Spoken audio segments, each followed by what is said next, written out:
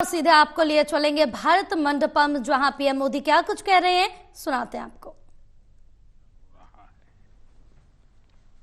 Supreme court के 75 वर्ष ये केवल एक संस्था की यात्रा नहीं है,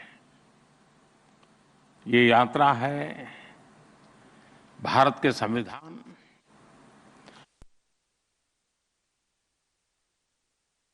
और संवैधानिक मूल्यों की। ये यात्रा है एक लोकतंत्र के रूप में भारत के और परिपक्व होने की। और इस यात्रा में हमारे संविधान निर्माताओं का, न्यायपालिका के अनेकों मनुष्यों तक का योगदान बहुत महत्वपूर्ण। भारत के और परिपक्व होने की। और इस यात्रा में हमारे संविधान निर्माताओं का, न्यायपालिका के अनेकों मनुष्यों तक का योगदान बहुत महत्वपूर्ण रहा है।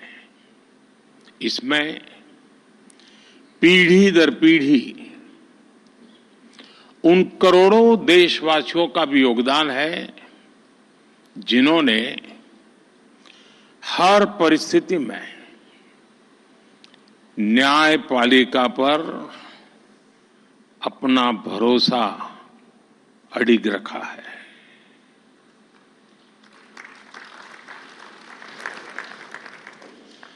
भारत के लोगों ने कभी सुप्रीम कोर्ट पर, हमारी न्यायपालिका पर अविश्वास नहीं किया।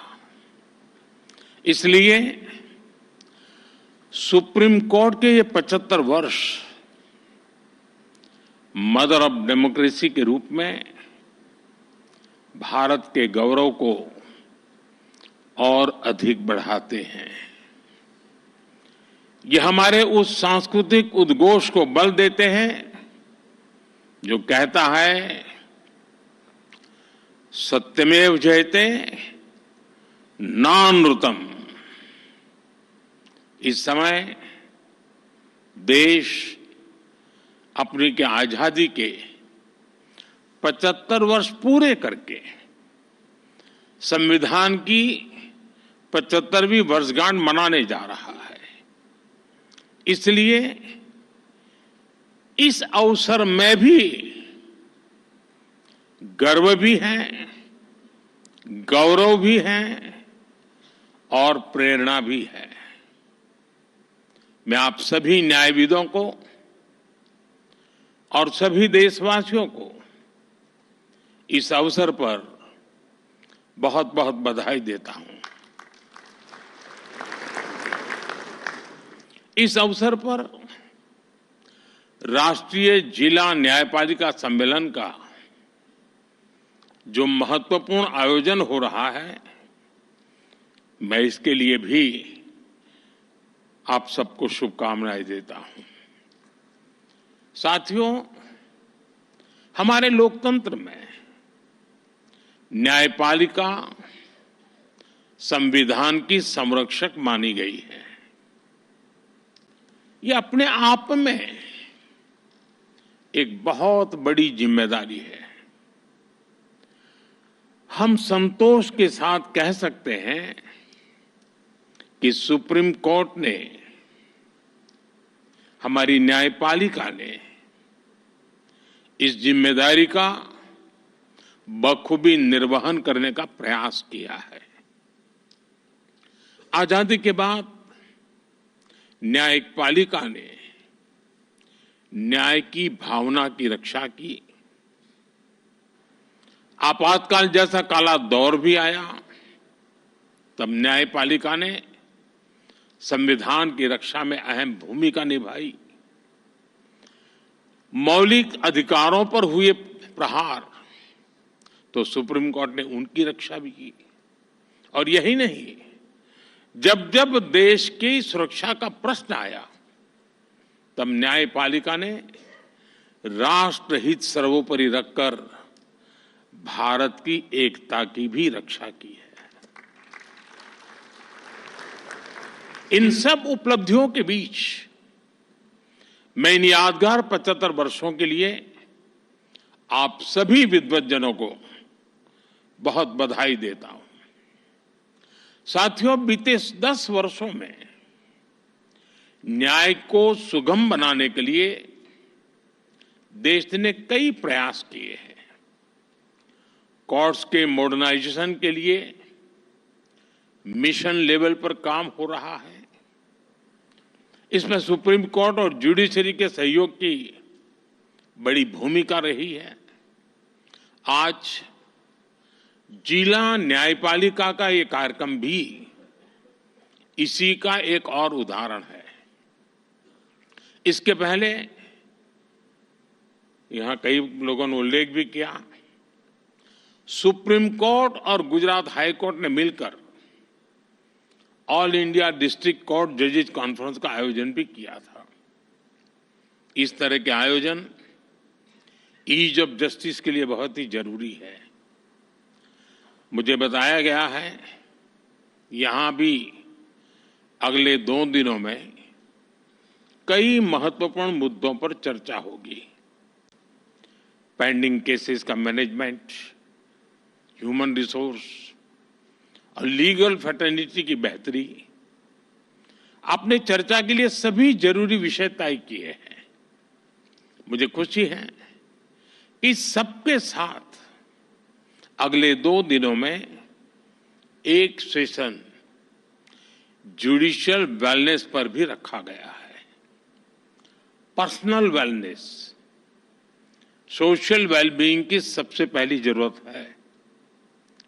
इससे हमें हमारे वर्क कल्चर में हेल्थ को प्रायोरिटी देने में मदद मिलेगी। साथियों, हम सब जानते हैं आज आजादी के अमृतकाल में 140 करोड़ देशवासियों का एक ही सपना है, विकसित भारत, नया भारत। नया भारत यानी सोच और संकल्प से एक आधुनिक भारत। हमारी न्यायपालिका इस विजन का एक मजबूत स्तंभ है। खास तौर पर हमारी डिस्ट्रिक्ट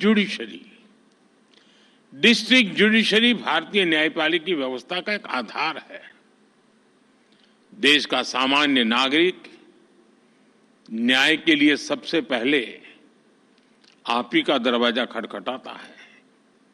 इसलिए ये न्याय का प्रथम केंद्र है, ये पहली सीढ़ी है। हर तरह से सक्षम और आधुनिक हो, ये देश की प्राथमिकता है। मुझे विश्वास है ये राष्ट्रीय सम्मेलन, इसमें हुए विमर्श देश की अपेक्षाओं को पूरा करने में मदद करेंगे। साथियों, किसी भी देश में विकास का अगर कोई सबसे सार्थक पैरामीटर है तो वो है सामान्य मानवीय का जीवन स्तर। सामान्य मानवीय का जीवन स्तर उसकी ईज ऑफ लिविंग से तय होता है और सरल सुगम न्याय ये ईज ऑफ लिविंग की अनिवार्य शर्त है। ये तभी संभव होगा जब हमारी डिस्ट्रिक्ट कोर्ट्स आधुनिक इंफ्रास्ट्रक्चर और टेक्नोलॉजी से लैस होगी।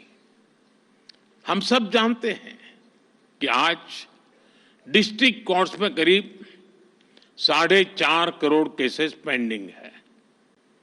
न्याय में इस देरी को खत्म करने के लिए बीते 1 दशक में कई स्तर पर काम हुआ है। पिछले 10 वर्षों में देश ने जुडिशियल इंफ्रास्ट्रक्चर के विकास के लिए लगभग 8,000 करोड़ रुपए खर्च किए हैं। आपको एक और तथ्य जानकर खुशी होगी, पिछले 25 साल में जितनी राशि जुडिशियल इंफ्रास्ट्रक्चर पर खर्च की गई, उसका 75% पिछले 10 वर्षों में ही हुआ है। इन्हीं 10 वर्षों में डिस्ट्रिक्ट जुडिशरी के लिए 7,500 से ज्यादा कोर्ट हॉल और 11,000 रेसिडेंशियल यूनिट्स तैयार की गई है।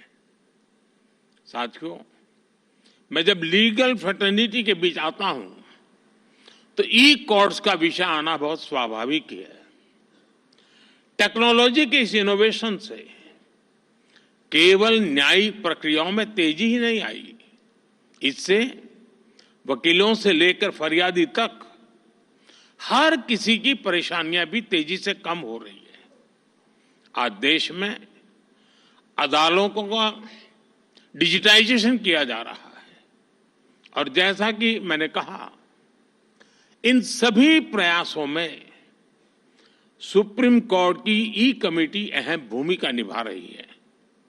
साथियों, पिछले वर्ष ई कोर्ट्स प्रोजेक्ट के तीसरे फेज को भी स्वीकृति मिली है। हम एक यूनिफाइड टेक्नोलॉजी प्लेटफॉर्म तैयार करने की दिशा में आगे बढ़ रहे हैं। इसके तहत artificial intelligence, optical character recognition जैसी उभरती हुई टेक्नोलॉजी का इस्तेमाल होगा। हम पेंडिंग केसेस का एनालिसिस कर सकेंगे, भविष्य के मुकदमों का भी अनुमान लगा सकेंगे। पुलिस, फॉरेंसिक, जेल और कोर्ट टेक्नोलॉजी इनको इंटीग्रेट भी करेगी और इनके काम को स्पीड अप भी करेगी। हम ऐसी न्याय व्यवस्था की ओर बढ़ रहे हैं जो पूरी तरह से फ्यूचर रेडी हो गई। साथियों, आप जानते हैं, बड़े बदलाव में इंफ्रास्ट्रक्चर और टेक्नोलॉजी के साथ ही नियमों, नीतियां और नीयत की भी भूमिका होती है। इसलिए आजादी के 7 दशक बाद देश ने पहली बार हमारे कानूनी ढांचे में इतने बड़े और अहम बदलाव किए हैं। भारतीय न्याय संहिता के रूप में हमें नया भारतीय न्याय विधान मिला है। इन कानूनों की भावना है citizen first, dignity first and justice first. हमारे क्रिमिनल लॉज शासक और गुलाम वाली कॉलोनियल सोच से आजाद हुए हैं। सेडिशन जैसे अंग्रेजी कानूनों को खत्म किया गया है। न्याय संहिता की सोच नागरिकों को सजा देगा, यही एकमात्र नहीं है, लेकिन नागरिकों को सुरक्षा देना भी है। इसलिए एक और महिलाओं और बच्चों के खिलाफ होने वाले अपराधों पर सख्त कानून बने हैं। दूसरी ओर पहली बार मामूली अपराधों में सजा के तौर पर कम्युनिटी सर्विस का प्रावधान किया गया है। भारतीय साक्ष्य अधिनियम के तहत सबूत के तौर पर इलेक्ट्रॉनिक और डिजिटल रिकॉर्ड को भी मान्यता मिली है। भारतीय नागरिक सुरक्षा संहिता के तहत इलेक्ट्रॉनिक मोड में समन भेजने की व्यवस्था बनाई गई है। इससे न्यायपालिका पर पेंडिंग केसेस का बोझ भी कम होगा। मेरा आग्रह होगा, सुप्रीम कोर्ट के मार्गदर्शन में डिस्ट्रिक्ट जुडिशरी को इस नई व्यवस्था में ट्रेन करने